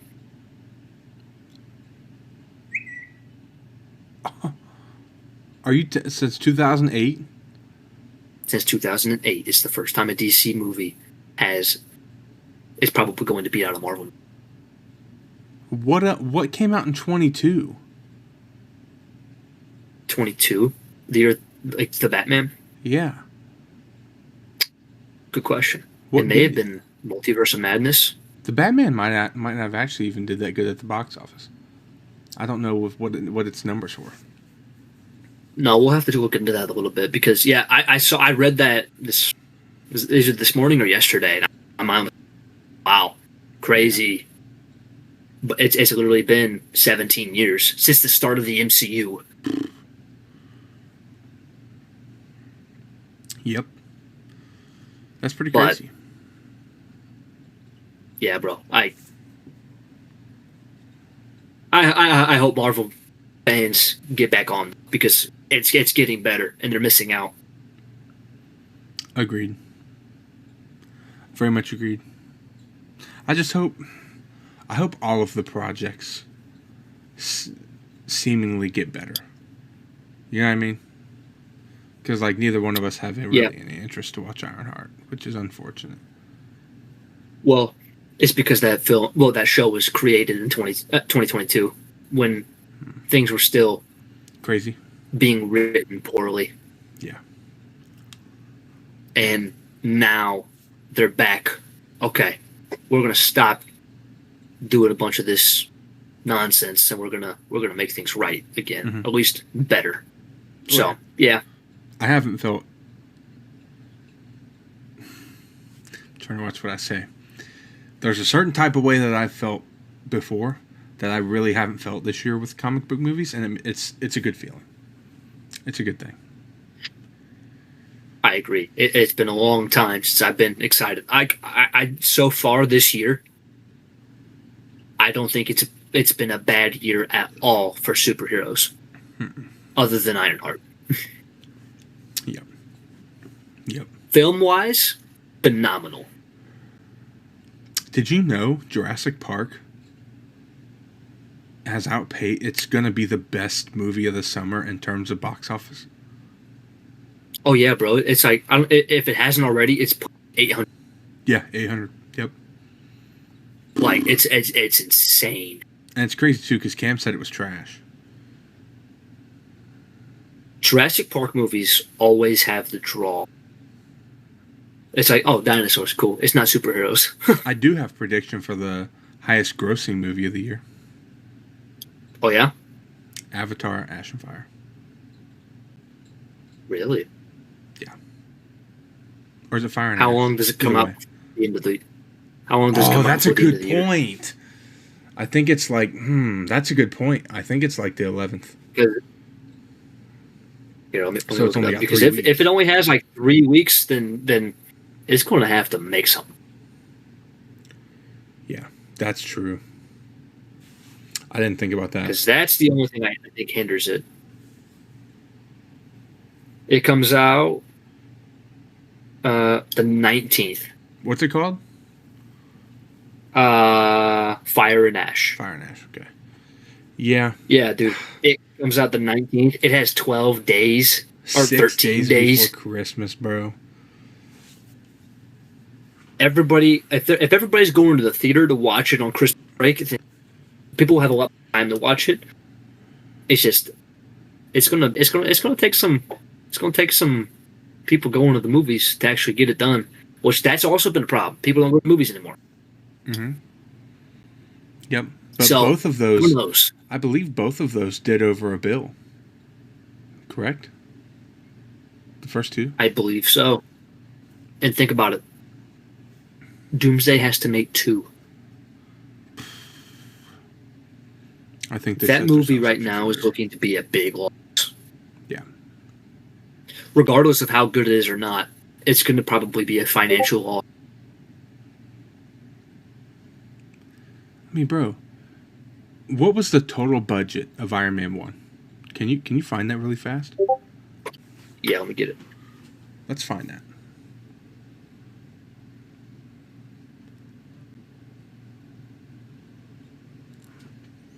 $140 million. They're almost spending that much on Robert Downey Jr. by himself.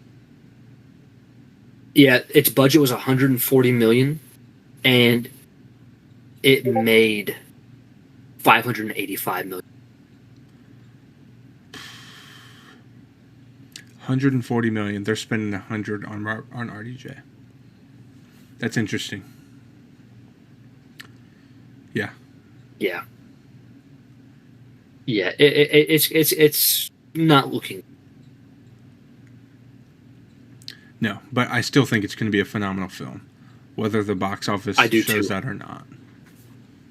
Especially since they finished the script now too as well. Yeah. And honestly, I think Spider-Man's going to put the MCU in a better spot. Hopefully. Even though it doesn't even set up the movie, but Who knows? What if it does? Like, what if it ties in at some point? I don't think it's going to be massive, but I think it may give us a little. this is really quick before we hop off of here. Do you think they're allowing too much to be shown right now in regards to Spider-Man? Yes. Yeah. I shouldn't know all of the stuff that I know about this film right now. Well, it's not even that. I've literally seen clips, and I know it's hard to stop anybody from filming, but I've been seeing clips of, like, scenes that they're filming, like people are just filming it. I think that it's part of the reason why these movies are getting ruined, because people know too much about them beforehand. Yep. And being a Marvel content creator, obviously it's part of my job to report on all the stuff that's there, but part of me doesn't want to do it because I feel bad and I don't want to see it myself. Yep. I get that to a degree, but I also think it's fun. It feels like it's ruining it. It's fun to speculate. But it doesn't. Like, I thought something real quick. Superman and Fantastic Four both did a very good job at, like, there was a lot of stuff in those movies that we did not see. Superman was better. But there's a lot of stuff that we did not see in the trailers that we got in the film, which is great. Like Superman hit it very well. Marvel, there's some need of an improvement there because we knew a lot. Yeah. It's scoopers do too much. You think? There's so many plot points that just come out. Wow, we know the whole film right now. Yep. So yeah. Completely agree. But all in all, ladies and gentlemen, we both really liked Fantastic Four. Yeah. That's the big takeaway. Yeah. Great film. Great film. Another great podcast, my friend. Yes, sir. I'm looking forward to next week, and we're going to have some fun topics next week. That's for sure. That's for sure. Next week's the first. Let's see. We've done 4. We've had 2 spoiler reviews, a non-spoiler review, and a prediction. So now we kind of are to the point of having to do some other things. Yep, probably some brand new segments coming at you. Maybe not next week, but pretty soon we'll have some new segments, and it should be fun though. So make sure you guys are here and that you are subscribed to the channels. Yep, yes sir. Both links. Well, for mine, you're here. You can see it. Evan's link is down below, and of course we're going to be posting all kinds of clips and all other stuff. So stay tuned for all of those. Got anything else, my brother? We love you 3000. May the force be with you, ladies and gentlemen.